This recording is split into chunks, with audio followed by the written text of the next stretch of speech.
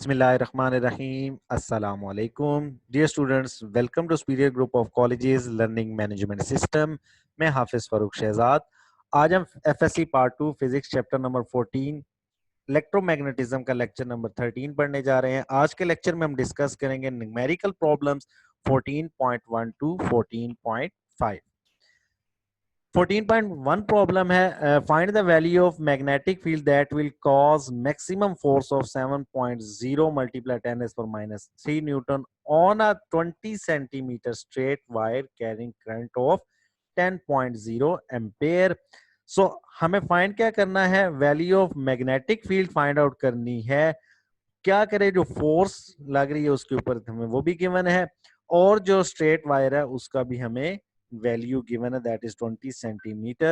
So the maximum force acting on the current carrying wire placed in a magnetic field is given by a maximum force given होती है F is equal to ILB। Complete formula ILB sin theta होता है, जबकि हमें बता दिया गया है कि मैक्सिमम फोर्स है तो थीटा 90 हो जाएगा और वो 1 हो जाएगा। बी की वैल्यू हमें फाइंड आउट करनी है, जबकि फोर्स, करंट और लेंथ की वैल्यू हमें गिवन है। सो बी आ जाएगा दिस। एफ फोर्स जो हमारे पास 7 मल्टीप्लाई 10⁻³ न्यूटन है, जो आई करंट है दैट इज 10 एम्पेयर, और जो डिस्टेंस है यानी कि लेंथ ऑफ वायर है वो कितनी है 20 सेंटीमीटर। तो हम 20 को कन्वर्ट कर लेंगे सेंटीमीटर को मीटर में, तो 10⁻² आ जाएगा। हम इसको सिंप्लीफाई करेंगे, 10⁻² ऊपर जाके प्लस हो जाएगा, 10⁻1 हो जाएगा। 20 इंटू 10 क्या हो जाएगा 200, और 7 को डिवाइड कर देंगे 200 पे, तो हमारे पास आंसर आ जाएगा B is equal to 3.5 multiply 10⁻³ tesla. So magnetic field कितनी होगी, हम कह सकते हैं that is 3.5 milli tesla. Question number 2 है, how fast must a proton move in a magnetic field 2.50 multiply 10⁻³ Tesla such that the magnetic force is equal to its weight। अब हमें speed of proton find out करनी है। Magnetic field की value हमें given है और जो wait है वो उसके इक्वल है, तो मैग्नेटिक फोर्सेस उसके इक्वल हो जाएंगे, तो हम जानते हैं F is equal to Q V B sine of theta होता है, और जो मैक्सिमम के लिए थीटा 90 हो जाएगा, तो क्या हो जाएगा, मैक्सिमम फोर्स हमारे पास आ जाएगी F is equal to Q V B. और हम जानते हैं फोर्स जो है उसके वेट के इक्वल है, तो mg हो जाएगा। तो इसका मतलब है this magnetic force is equal to mg, तो हम लिख सकते हैं mg is equal to Q V B sine of theta हो जाएगा। अब देखें, तो हमें स्पीड आउट फाइंड आउट करनी है, तो हम इसको v को लिख लेंगे, v is equal to mg over q B. अब mass of proton constant value हमें याद होना चाहिए, g दैट इज कांस्टेंट 9.8, ये भी हमें याद होना चाहिए। q जो है चार्ज ऑफ प्रोटॉन, ये भी हमें याद होना चाहिए। बी मैग्नेटिक फील्ड की वैल्यू गिवन है, तो हम पुट कर देंगे। हम जानते हैं मैस ऑफ प्रोटॉन होता है 1.67 मल्टीप्लाई 10⁻⁻27 किलोग्राम। जी की वैल्यू हो जाएगी 9.8 मीटर पर सेकंड स्क्वायर, और जो चार्ज ऑफ इलेक्ट्रॉन प्रोटॉन हो जाएगा वो 1.6 मल्टीप्लाई 10⁻⁻19। मैग्नेटिक फील्ड की वैल्यू हमें गिवन है दैट इज 2.50 मिली टेस्ला। सो जब हम इसको सिंप्लीफाई करेंगे, तो सिंप्लीफाई करने से हमारे पास जो वेलोसिटी आ जाएगी, स्पीड ऑफ प्रोटॉन आ जाएगी, that is 4.09 multiply by 10⁻⁻5 metre पर second. Problem 14.3, a velocity selector has a magnetic field of 0.30 Tesla. If perpendicular electric field of 10,000 volt per meter is applied, what will be the speed of the particle that will pass through the selector? Velocity selector हम use करते हैं जो velocity of proton या velocity of electron या जो charges होते हैं उनकी वेलोसिटी को कंट्रोल करने के लिए। सो फॉर्मूला हमारे पास क्या हो जाएगा, F M is equal to Q V B, that is magnetic force, और हम जानते हैं इलेक्ट्रिक फोर्स होती है F is equal to Q ई।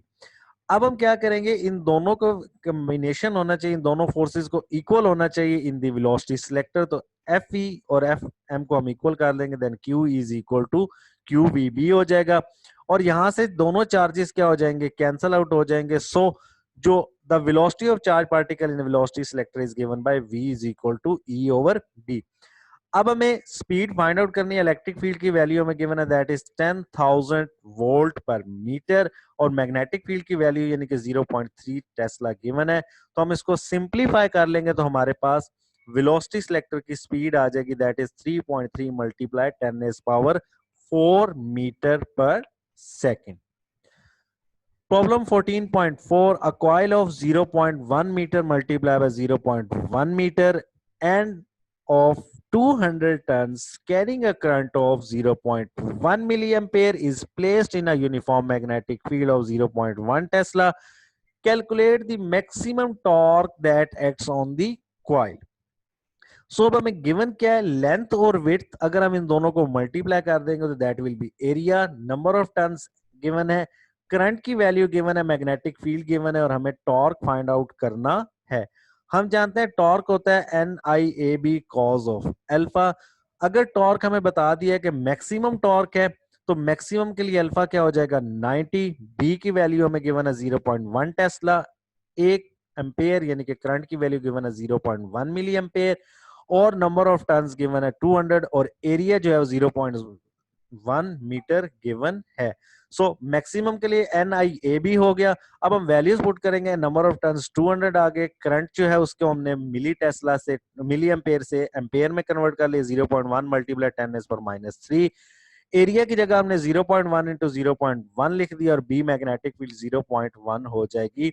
तो जब हम सिंप्लीफाई करेंगे यूजिंग कैलकुलेटर तो हमारे पास जो टॉर्क आ जाएगा that is 2 multiply 10⁻⁴ newton metre.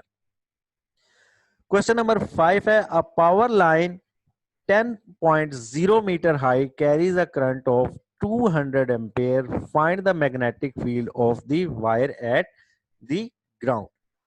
अब पावर लाइन जो है वो 10 मीटर हाई है, उसके अंदर करंट जो मूव कर रहा है वो 200 एम्पेयर है, हमें मैग्नेटिक फील्ड की वैल्यू फाइंड आउट करनी है। तो फॉर्मूला हमारे पास होता है B is equal to mu naught I over 2πr, that is ampere law. अब हमने 2πr से इसलिए डिवाइड किया कि हमने जो वायर है उसका डायामीटर जो है हमें वो मेजर करना है, यानी कि उसके डायामीटर क्रॉस सेक्शनल एरिया से निकालेंगे। तो हाई जो है 10 मीटर हाई का मतलब क्या है, दैट इज द रेडियस।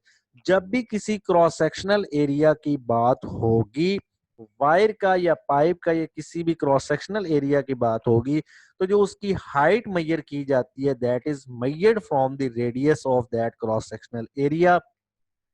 जितना रेडियस होगा उस क्रॉस सेक्शनल एरिया का वो उसकी हाइट कंसीडर होती है। अब mu naught permeability of free space है, इसकी वैल्यू हमें याद होना चाहिए। करंट जो है वो 200 एम्पेयर गिवन है, तो हम वैल्यूज को पुट कर देंगे 4 पाई multiply 10⁻⁷ that is the value of permeability of magnetic field यानी कि फ्री स्पेस। करंट हमारे पास 200 एम्पेयर है, 2 pi formula that is 2πr circumference आ जाएगा और 10 क्या आ जाएगा, रेडियस आ जाएगा जो कि 10 मीटर हाई है। अब इसको हम सिंप्लीफाई किस तरह से कर सकते हैं, ये पाई पाई से कैंसिल हो जाएगा, 2 जो है इससे 2 पाई हो जाएगा, ये 2 कैंसिल होकर 2 रह जाएगा। 200 अगर हम जीरो को यहाँ से इससे कैंसिल आउट कर लेंगे तो 2 इंटू 4 हो जाएगा। तो हमारे पास ये सिंपली विदाउट यूजिंग कैलकुलेटर हम इसको सॉल्व कर सकते हैं। इसमें हमें पाई की वैल्यू अगर ना पुट करें, डायरेक्टली कैंसिल आउट कर दें तो ये न्यूमेरिकल इजी हो जाता है। सो मैग्नेटिक फील्ड की वैल्यू क्या होगी, 4 मल्टीप्लाई 10⁻⁶ टेस्ला, जिसको हम 4 माइक्रो टेस्ला भी कह सकते हैं। ये था आज का लेक्चर जिसमें हमने चैप्टर नंबर 14 इलेक्ट्रोमैग्नेटिज्म के न्यूमेरिकल प्रॉब्लम 14.125 डिस्कस किए। नेक्स्ट लेक्चर में हम न्यूमेरिकल प्रॉब्लम 14.6 to 10 डिस्कस करेंगे। जज़ाकल्लाह।